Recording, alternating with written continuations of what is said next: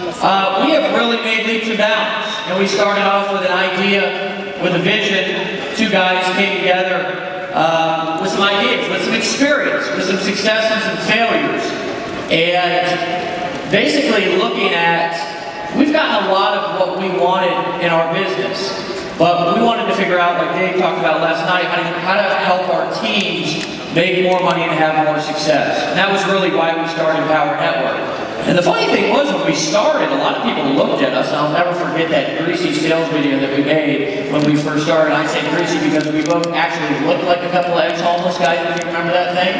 Dave's hair was long, and I think he just got out of the shower, put a bunch of peanut oil in it or something, and came out. I mean, he actually looked snake oily, you know what I'm saying? And I was all kind of bug-eyed. We've been up for 5 days straight, staring at computers, going over the sales video and going over the vision of the company, shooting the videos. And for a lot of you who don't know this, we actually shot a lot of the videos that are up on the site right now before we started the company.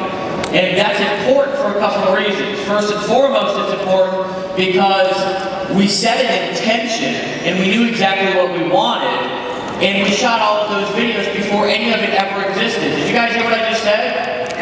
Yes. We shot the videos and talked about the vision and what we had before we had it. So that's a big deal for a lot of you who are wondering, is what Dave's talking about and what I'm talking about when we're telling you to set an intention and set a vision really something that you should do? Well, of course it is. We set an intention the first month to sponsor or build a team of 2,000 people, and we ended up doing almost 9,000 people, right? That's the power of setting an intention and setting a vision. Well, anyways, when we first started, it was kind of funny because we were doing everything, right? I can remember sitting in that suite in Orlando with a bunch of people. Chris Daugherty was there, there was a couple other people there. We hadn't showered in 3 or 4 days. We were doing presentations, and yeah, it was kind of like a hotel meeting, but it was a badass hotel meeting. The most badass hotel meeting I've ever been in.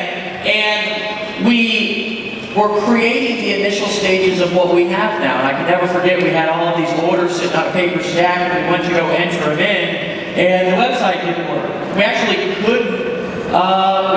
couldn't even process an order, and we didn't know. And then we were looking through the code, trying to figure out how to program, because we actually have at times tried to act like coders, and that's why we tell you, don't try to do something that you're not good at, because we were trying to do all of this stuff like be coders and be accountants and be lawyers and all this stuff, and I'll tell you what, we shouldn't be doing that. Any of it.